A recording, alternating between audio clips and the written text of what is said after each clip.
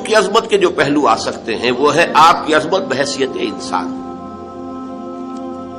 لیکن ان کا بھی تجزیہ کریں گے تو اس کے بے شمار پہلو ہیں۔ حضور کی حیثیت، آپ کا مرتبہ اور مقام بحیثیت ایک سپہ سالار کے۔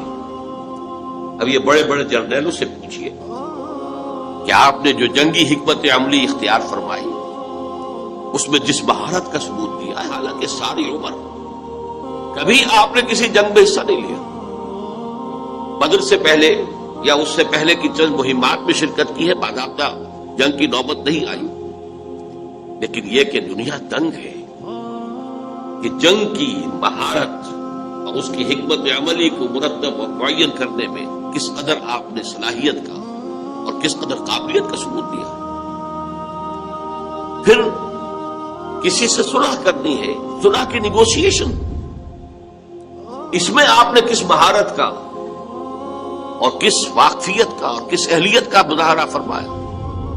صلح حدیبیہ ہو یا میثاق مدینہ ہو یا اس سے بھی پہلے یثرب کے مختلف طبقات کو آپس میں جمع کرنے کے لیے جو معاہدہ ہوا ہے، ان کا مطالعہ کیجئے، عقلیں دنگ رہ جاتی ہیں۔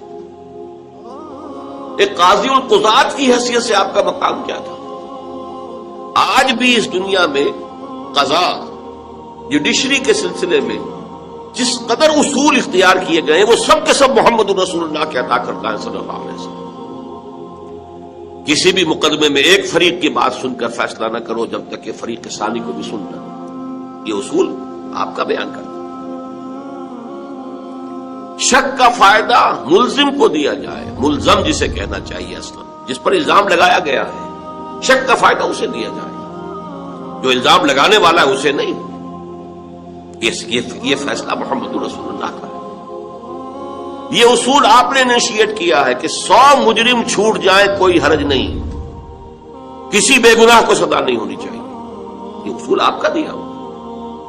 ہماری موجودہ جوڈیشری پوری عالمی سطح پر انہی اصولوں پر قائم۔ یہ دوسری بات ہے کہ ہمارے ہاں کرپشن نے بیڑا غرق کر دیا۔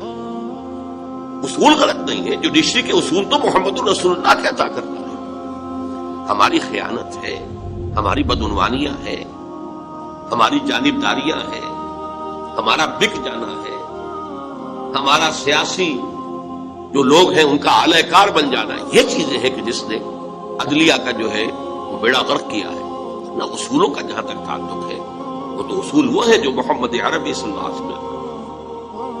اس سے بھی ذرا نیچے اتریے، بحیثیت باپ حضور کا کردار کیا تھا؟ یہ حضرت فاطمہ سے پوچھئے رضی اللہ تعالی عنہ۔ بحیثیت شوہر آپ کا کردار کیا اور آپ کی کیا عظمت تھی اس میں؟ یہ حضرت عائشہ سے پوچھئے، حضرت حفصہ سے پوچھئے، حضرت ام سلمہ سے پوچھئے رضی اللہ تعالی عنہ۔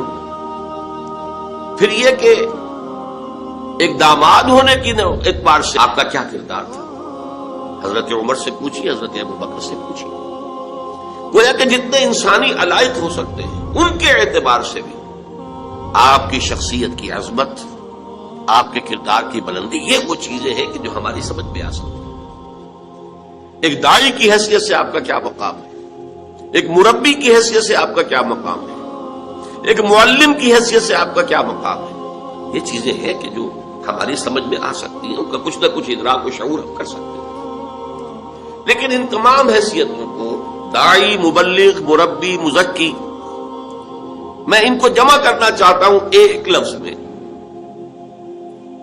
ایک انقلاب کے داعی اور ایک انقلاب عظیم کے برپا کرنے والے کی حیثیت سے آپ کا مقام کیا ہے۔ گویا کہ ہم جن پہلوؤں سے حضور کی عظمت کو سمجھ سکتے ہیں ان میں سب سے نمایاں پہلو یہ ہے کہ آپ نے جو تبدیلی برپا کی یا اصطلاحاً جو عظیم انقلاب برپا کیا، اس انقلاب کا مطالعہ کیا جائے، اس کا حاصل دیکھا جائے، اس کے نتائج پر غور کیا جائے، اس کے لیے جو جد و جہد ہوئی ہے اس کے مراحل، ان کے بارے میں غور کیا جائے، تو واقعتاً جو ہے حضور کی اصل عظمت نمایاں ہو کر سامنے آتی ہے۔ چنانچہ یہ ہے وہ عظمت آپ کی جس کا کہ اقرار اور جس کی گواہی پوری دنیا نے دی۔